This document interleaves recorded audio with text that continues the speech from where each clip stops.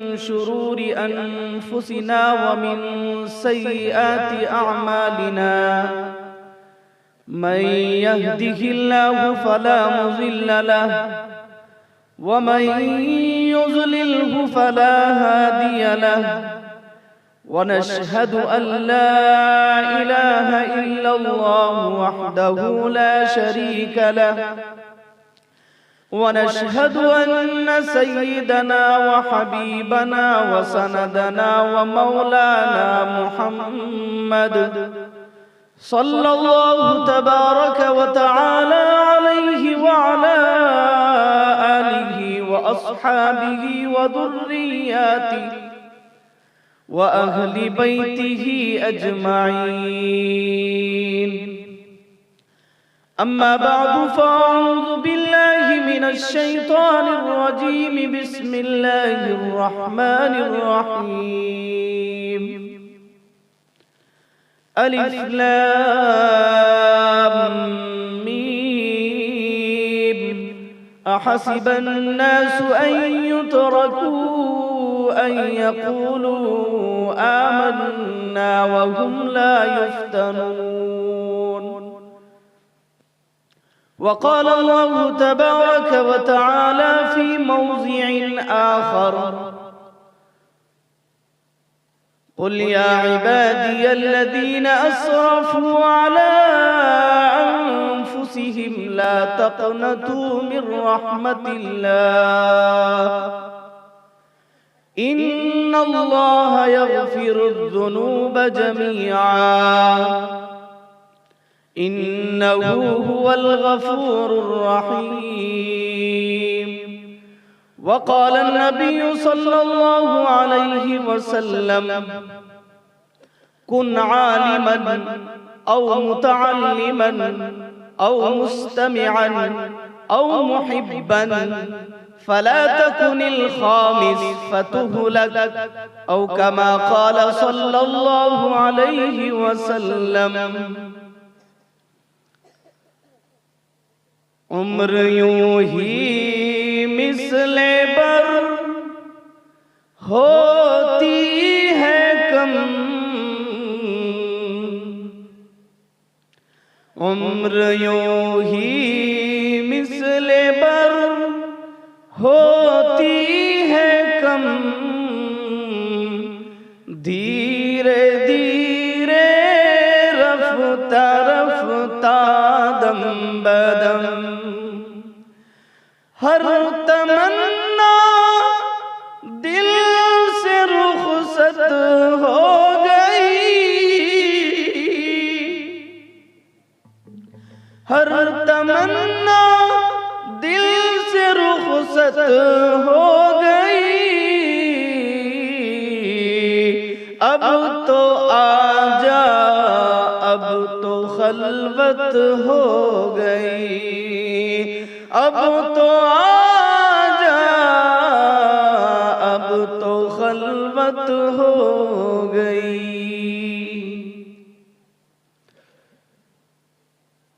मुअत्तर व मुअज़्ज़ज़ उलमाए किराम, दूर दराज से तशरीफ लाए मेहमानान इज़ाम और सामने बैठे हुए मेरे प्यारे अजीजों, बच्चों, जिगर के टुकड़ों, अल्लाह का बड़ा एहसान हुआ कि प्यारे अल्लाह ने हमें और आपको इस मदरसे के तुफैल एक दीनी महफिल में बैठने की सआदत बख्शी और वारिसीने अंबिया अलैहिमुस्सलातु वस्सलाम की जुबाने पाक से क़ाल अल्लाह और क़ाल रसूल सुनने की, सुनाने की तौफीक बख्शी। दुआ करें कि प्यारे अल्लाह इस आजिज को भी सही कहने और हम सबको उस पर अमल करने की तौफीक अता फरमाए।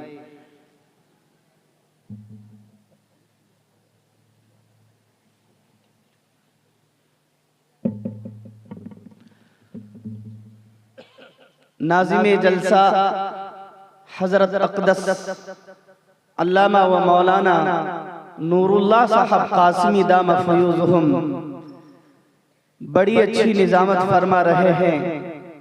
हजरत ने आधे घंटे का वक्त दिया है।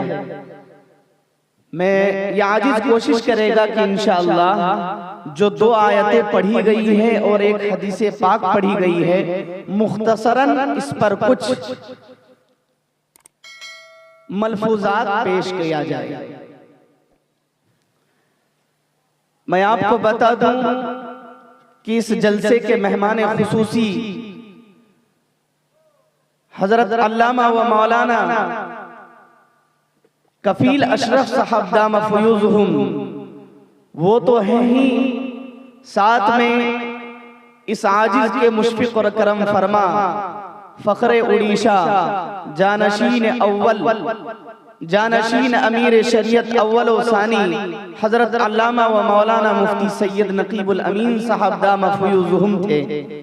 हजरत के हुक्म से ये आजिज़ आपके सामने हाजिर खिदमत है। अल्लाह से दुआ करे जो मारूज़ात पेश किया जाए हम सबों को उस पर अमल करने की तौफीक अता फरमाए। मेरे भाई, कुरान मजीद के अंदर अल्लाह रब्बुल इज्जत ने इरशाद फरमाया, अल्लज़ीना यस्तमिऊनल क़ौला फ़यत्तबिऊना अहसना, कि वो लोग जो दीनी बातें, अल्लाह और अल्लाह के रसूल की बातें, अहकामुल्लाह, अहकामे रसूलिल्लाह सुनने के लिए बैठते हैं और इस नियत से बैठते हैं कि उस पर अमल भी करेंगे। अल्लज़ीना यस्तमिऊनल क़ौल, उन बातों को सुनेंगे भी, फ़यत्तबिऊना अहसना, और उन उम्दा भली बातों पर अमल भी करेंगे। उलाइका अल्लज़ीना हदाहुमुल्लाह, तो प्यारे अल्लाह ऐसे बंदों को एक बड़ी दौलत अता फरमाता है और वो दौलत है हिदायत की दौलत। बताइए, जिसे हिदायत मिल गई और किसी चीज की जरूरत है, हम इस रुए जमीन पर आए हैं सिर्फ और सिर्फ इसीलिए ताकि अल्लाह राजी हो जाए और हमें और आपको हिदायत मिल जाए। मेरे भाई, इसलिए बैठे हैं, ये अहद करके बैठे हैं। याद रखे, जलसे जुलूस बहुत होते हैं, लेकिन सही माना में वही जलसा कामयाब है और वही महफिल कामयाब है जहां लोग इस नियत से बैठते हैं कि सुनेंगे भी और इंशाअल्लाह उन बातों पर अमल भी करेंगे। मेरे भाई, मैंने एक आयत मुबारका पढ़ी जिसमें प्यारे अल्लाह ये इरशाद फरमाता है, अलिफ लाम मीम अहसिबन नासु अन युतरकू अन यक़ूलू आमन्ना व हुम ला युफ्तनून, कि ए मेरे बंदो, क्या तुम ये गुमान कर रखे हो कि तुम ईमान लाओगे और तुम छोड़ दिए जाओगे? सिर्फ ये कहना काफी है, आमन्ना बिल्लाह, के प्यारे अल्लाह हम आप पर ईमान लाए। क्या तुम इसी गुमान में हो कि ईमान लाना काफी है? प्यारे अल्लाह कहते हैं वहुम ला युफ्तनून, नहीं, जब तुम ईमान लाए हो तो सुनो, आइंदा अब हम तुम्हारा इम्तिहान भी लेंगे। वहुम ला युफ्तनून, हम तुम्हें छोड़ेंगे नहीं। जिस तरह एक उस्ताद अपने शागिर्द से कहता है कि बेटा, जब मदरसे में आए हो और शबो रोज मदरसे में जिंदगी गुजार रहे हो तो हम यूं ही छोड़ेंगे नहीं, बल्कि रोजाना असबाब सुनेंगे। प्यारे अल्लाह कहते हैं कि जब तुम दुनिया में आए हो और मुफ्त में ईमान की दौलत हमने अता किया है तो सुनो, हम ये भी जांचेंगे और परखेंगे कि तुम अपने ईमान में कितने मजबूत हो। मेरे भाई, अभी हजरत बता रहे थे कि हालात बद से बदतर हो गए हैं और इतनी संगीन हालात हैं कि अज़हरे हिंद उम्मुल मदारिस दारुल देवन के उस्ताद हदीस और नाइब मुहतमिम हजरत मुफ्ती राशिद साहब दामा फयूजुहुम अभी मरकजुल उलूम खत्म बुखारी में तशरीफ लाए थे।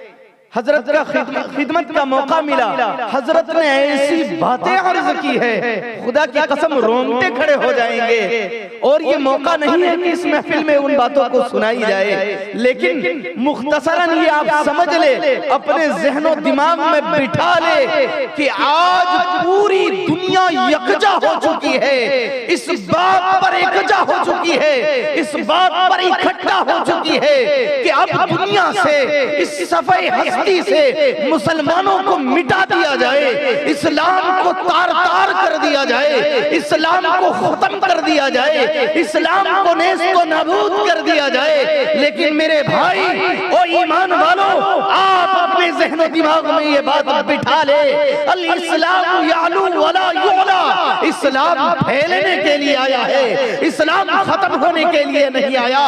मेरे अजीजों, आप 1400 साल पहले की तारीख का जायजा ले लीजिए। जब हम 40 थे उस वक्त लोगों ने ये इशारा किया था, और उस वक्त भी वो यकजा हुए थे, और दुश्मनाने नबी, दुश्मनाने अल्लाह, दुश्मनाने इस्लाम उस वक्त भी यकजा हुए थे, और वो ये चाह रहे थे कि इन 40 को नेस्तो नाबूद कर दिया ना जाए। लेकिन वो 40 बढ़ते बढ़ते 313 पर पहुंच गए। वो 313 को नेस्तो नाबूद करने के लिए, खत्म करने के लिए यकजा हो गए थे। मेरे भाई 313 को खत्म करने के लिए 1000 की तादाद में फौजें आई थी, लेकिन मेरे भाई अल्लाह ने इस्लाम की हिफाजत की है 313 के जरिए से।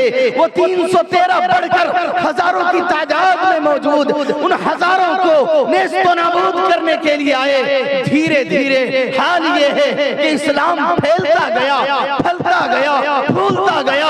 आज हमारे इस मुल्क हिंदुस्तान के अंदर हम और आप उस सूबे के अंदर, जिस सूबे के सिलसिले में हुकूमत ये कहती है कि सिर्फ 2 या 2.5% मुसलमान है, बिहम्दिल्लाह, अल्लाह का एहसान है कि हम इतनी कम तादाद के बावजूद कुरान को पढ़ने वाले और सीने से लगाने वाले मौजूद हैं। मेरे भाई याद रखें, हालात कल भी आए थे, आज भी आए हैं, और क़यामत तक हालात आते रहेंगे। क्या आपको पता नहीं, एक सहाबी रसूल हजरत खब्बाब इब्न अरत रज़ियल्लाहु ताला अन्हु 6 नंबर पर इस्लाम लाते हैं, इसीलिए उनको सादिसुल इस्लाम कहा जाता है। हजरत खब्बाब इब्न अरत रज़ियल्लाहु ताला अन्हु ऐसे हालात में इस्लाम लाते हैं कि जिस वक्त कुफ्फार और मुशरिकीन ने यह ऐलान कर दिया था कि सुनो सुनो, अगर कोई इस्लाम में दाखिल होता है, कोई मुसलमान बनता है, मोहम्मद का कलमा पढ़ता है, तो उसके घर को, उसकी जायदाद को छीन लिया जाए, जब्त कर लिया जाए, उसका पूरे महल्ले वाले, पूरे इलाके वाले उसका बाइकाट किया जाए। और इसी पर बस नहीं, बल्कि कोई मजहब इस्लाम में दाखिल होता, उसके निकाह को फस्ख कर दिया जाता था। अगर कोई मजहब इस्लाम में दाखिल होता, औलाद से हाथ धो बैठना पड़ता। मेरे भाई ऐसे हालात में हजरत खब्बाब इब्न अरत रज़ियल्लाहु ताला अन्हु इस्लाम में दाखिल होते हैं। मेरे भाई मैं आपको बताऊं, हजरत खब्बाब इब्न अरत रज़ियल्लाहु ताला अन्हु से हजरत उमर फारूक रज़ियल्लाहु ताला अन्हु जो खलीफा दौम हैं, जब उनकी हुकूमत होती है, खिलाफत होती है, खलीफा दौम अमीरुल मोमिनीन हजरत उमर फारूक रज़ियल्लाहु ताला अन्हु हजरत खब्बाब से कहते हैं, ए खब्बाब जरा बताओ तो सही, ओ मेरे यार, ओ मेरे सरताज, जरा बताइए तो सही, आपको इस्लाम की खातिर कैसी परेशानियों का सामना करना पड़ा, कैसी मुसीबतों का सामना करना पड़ा। हजरत खब्बाब हजरत उमर रज़ियल्लाहु ताला अन्हु का हाथ पकड़ते हैं और पीछे की जानिब ले आते हैं, अपने कुर्ते को उतार देते हैं। खुदा की कसम रिवायत के अंदर मौजूद है, हजरत उमर फारूक रज़ियल्लाहु ताला अन्हु जो जलीलुल कद्र सहाबी रसूल है, वो जब हजरत खब्बाब इब्न अरत रज़ियल्लाहु ताला अन्हु की पीठ को देखते हैं, बेसाख्ता चीख पड़ते हैं, और आंखों से अश्क जारी होने लगते हैं। मेरे भाई हजरत उमर कहते हैं, ए खब्बाब, एक जमाना गुजर गया, एक जमाना गुजर गया, एक जमाने के बाद ही आपकी पीठ में इस तरह के निशानात मौजूद और इस तरह की मुसीबतों के निशानात मौजूद। ए खब्बाब, जरा बताओ तो सही कैसी परेशानियों का सामना करना पड़ा। हजरत खब्बाब कहते हैं, ए मेरे आका, मैं आपको बताऊं, वो जालिम कौम आग जलाते थे और आग जलाकर मुझे उस आग पर पेट के बल लिटा देते थे। इसी पर बस नहीं, उसके मेरे पीठ के ऊपर एक पत्थर, भारी पत्थर रख दिया जाता, उस पत्थर पर संग दिल लोग चढ़ जाते और मसलते थे। हाँ, ए मेरे सरताज, मेरे पेट की चर्बियां निकल जाती, आग की घमस की वजह से मेरे पेट की चर्बियां निकल जाती और चर्बियां निकलकर उस झुल्फ की वजह से, उस तपिश की वजह से जो चर्बियां निकलती थी, उसके जर्रात से वो आग बुझ जाया करती थी। लेकिन जालिम कौम अपने जुल्म से बाज नहीं आती थी। मेरे भाई, ऐसे हालात में भी हजरत खब्बाब रजी अल्लाह ताला अन्हु ने अपनी जुबान से एक ही कलमा निकाला है और वो है अहद अहद अहद, अल्लाह एक है, अल्लाह एक है, अल्लाह सबसे बड़ा है, अल्लाह के अलावा कोई इबादत के लायक नहीं। मेरे भाई, इसी पर बस नहीं, हजरत खब्बाब रजी अल्लाह ताला अन्हु खुद फरमाते हैं कि जब कभी प्यारे हबीब जनाब मोहम्मद रसूलुल्लाह सल्लल्लाहु अलैहि वसल्लम मेरी जियारत करने के लिए तशरीफ लाते, मेरी इयादत करने के लिए तशरीफ लाते और मेरी मालकन को पता चल जाता कि आज मोहम्मद आए हैं खब्बाब से मुलाकात करने के लिए, मेरे भाई उसकी मालकन ये सजा देती थी कि हजरत खब्बाब को दरबार में लाया जाता और पीछे यूं हाथ को बांध दिया जाता और वो मालकन जो जालिमा थी, मरदूदा थी, वो मालकन एक सरैये को लेकर चूल्हे में आग में तपाती थी और वो सरैया गर्म हो जाता। उस गर्म सरैये से जिसमें आग की तपिश होती थी, आग के अंगारे होते थे, हाँ, वो सरैया लाकर हजरत खब्बाब रजी अल्लाह ताला अन्हु के सर को दागला करती थी और ये कहती थी, ओ खब्बाब, इस्लाम से फिर जाओ, मोहम्मद का कलमा छोड़ दो तो हम तुम्हें आजाद कर देंगी। लेकिन हजरत खब्बाब क्या कहते हैं कि तौहीद की अमानत सीनों में है हमारे, तौहीद की अमानत सीनों में है हमारे, आसान नहीं मिटाना नामो निशा हमारा, और बातिल से डरने वाले आसमां नहीं हम सोबार कर चुका है तो इम्तिहा हमारा। मेरे भाई, ऐसे हालात में हजरत खब्बाब रज़ी अल्लाह ताला अन्हु ने उम्मते मुस्लिमा को यह पैगाम सुनाया है कि सुनो, अगर बंदूक के साये में तुम मौजूद हो, तलवार के धार पर मौजूद हो और अगर तुम्हें बंदूक की नोक पर रखकर यह कहा जाए कि कलमा ला इलाहा इल्लल्लाह से फिर जाओ, अल्लाह के कलमे को छोड़ दो, याद रखो मेरे भाई, अगर बंदूक की डर से अगर आपके दिल में जर्रा बराबर ये बात पैदा हो गई, हाँ हाँ, कि अल्लाह के अलावा किसी और में ताकत है, मेरे भाई याद रखे, आपका ईमान सल्ब हो चुका है, आपका ईमान खतरे में पड़ चुका है। याद रखे, हालात कैसे भी आए, आप ये अहद कीजिए कि इंशाअल्लाह मरते दम तक हम कलमे ला इलाहा इल्लल्लाह पर जिंदा रहेंगे, इसलिए कि हमारे असलाफ का फरमान है, वला तमूतुन्ना इल्ला वअंतुम मुस्लिमून, जिंदगी रहेगी तो इस्लाम पर जिंदगी रहेगी और मौत भी आएगी तो ईमान पर मौत आएगी इंशाअल्लाह। मेरे भाई, इससे पहले भी इसी मुल्क हिंदुस्तान के अंदर हालात आए हैं, उलमा बैठे हैं, तारीख निगार बैठे हैं, आप इन मुअर्रिखीन से मालूम करें कि ऐसे हालात में मुसलमानों को क्या करना चाहिए। मेरे भाई, मैं आपको बताता चलूं कि इसी हिंदुस्तान के सूबे गुजरात के अंदर जब अंग्रेजी हुकूमत इख्तिदार पर फाइज होने के लिए हम तन मेहनत और जद्दोजहद कर रहे थे। उस वक्त सूबे गुजरात के अंदर एक वाकया पेश आया। उस वक्त के ईसाई पादरी भूख की वजह से खाना पेश कर रहे थे। मेरे भाई, आपको कुरान की आयत बताता चलूं, प्यारे अल्लाह ने कहा वहुम ला युफ्तनून, कि हम तुम्हें आजमाएंगे। अल्लाह ही से पूछिए प्यारे अल्लाह कैसे आजमाएंगे। अल्लाह दूसरे पारे में इरशाद फरमाते हैं वलनबलुवन्नकुम बिशैइन मिनल खौफ वल जू' व नक़्सिम मिनल अमवालि वल अनफुसि वस्समरात वबश्शिरिस साबिरीन।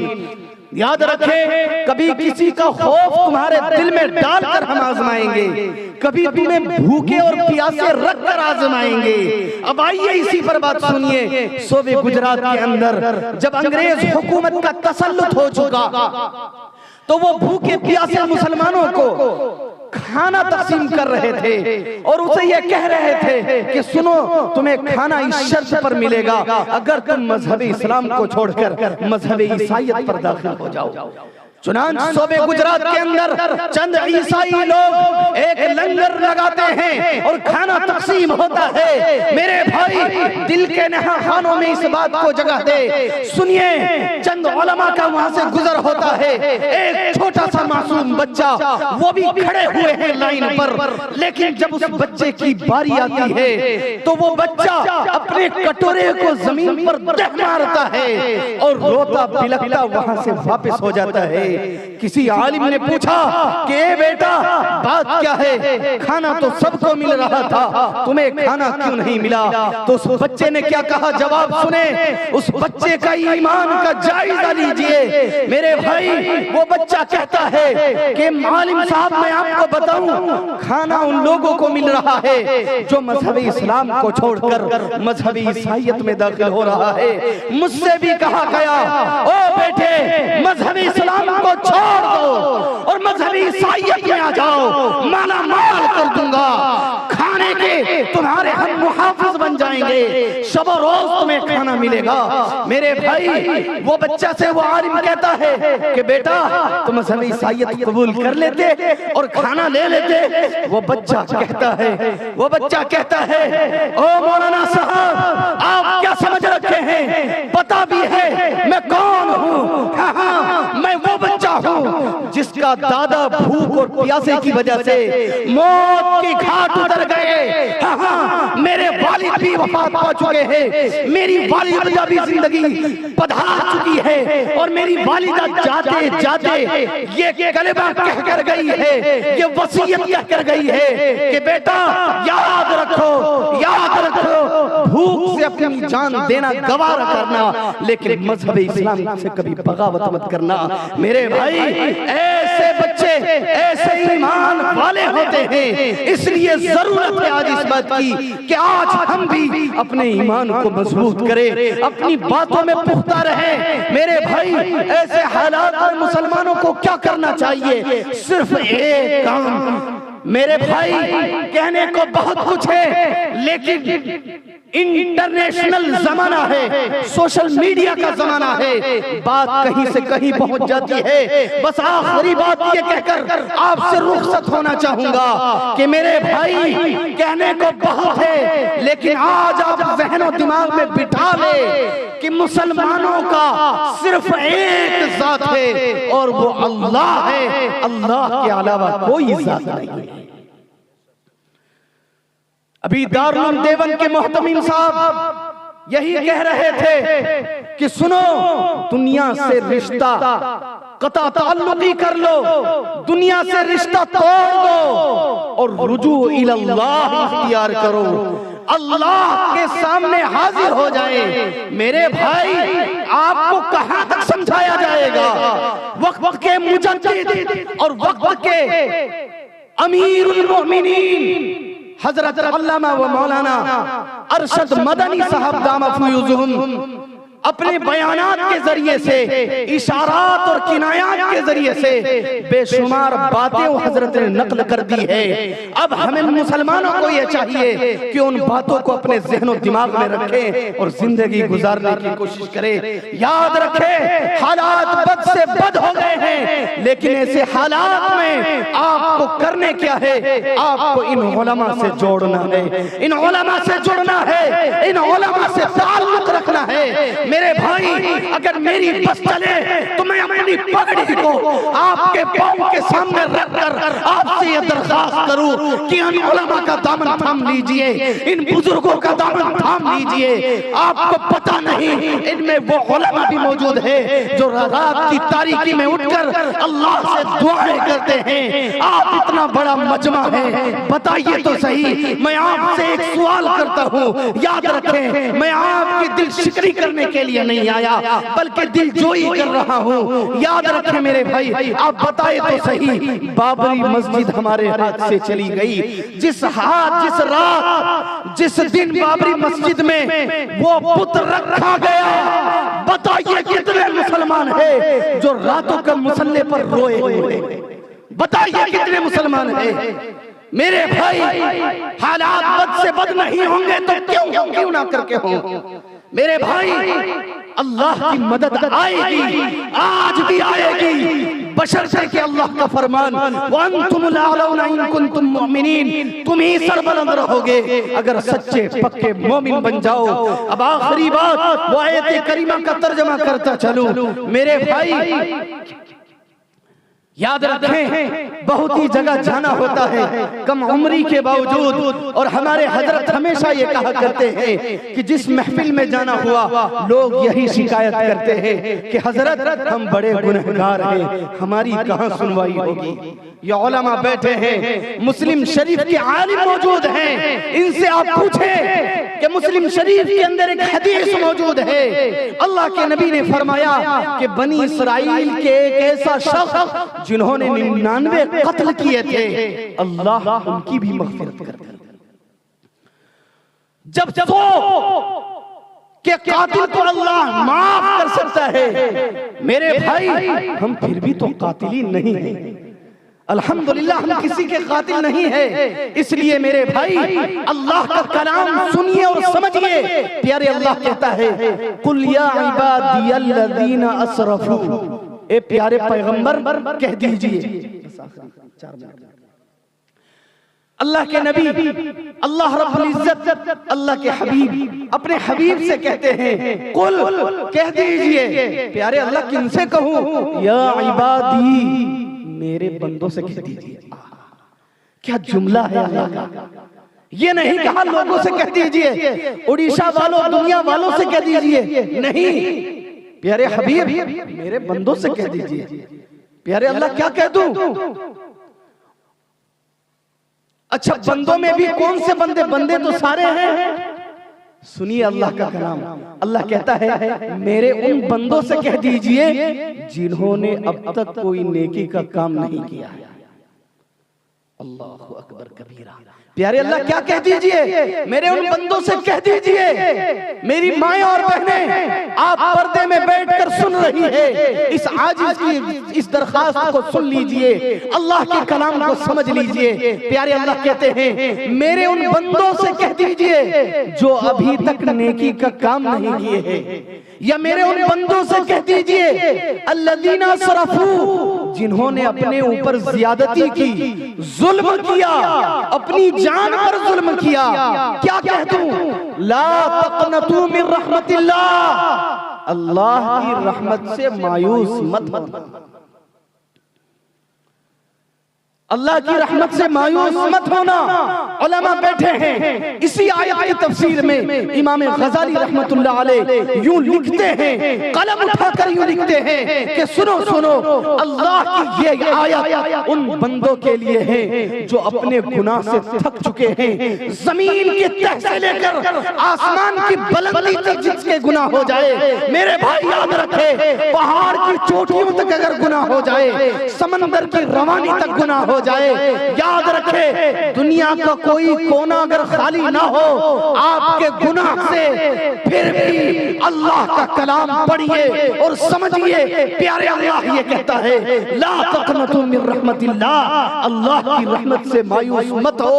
और आखिर में ये कहता चलूं कि मेरे भाई सुने, महल्ले वाले और दुनिया वाले तानो तशनी करते हैं उस शख्स पर जो 70 साल की उम्र में दाढ़ी रखते हैं और नमाजी बनते हैं। बताइए महल्ले वालों, क्या आपने नहीं सुना कि कोई 60-70 साल के बाद जब कोई अल्लाह के दरबार में जाता है तो महल्ले वाले यूं ताना देते हैं। हद तो ये है कि घर वाले भी कहने लगते हैं कि हाँ हाँ 70 साल गुजर गया, अब आए हो अल्लाह की इबादत करने के लिए, अब आए हो अल्लाह को मनाने के लिए, अल्लाह तुमसे कैसे राजी होगा। मेरे भाई नहीं, बल्कि अपने रब का फरमान तो पढ़े। जब कोई 60 साल के बाद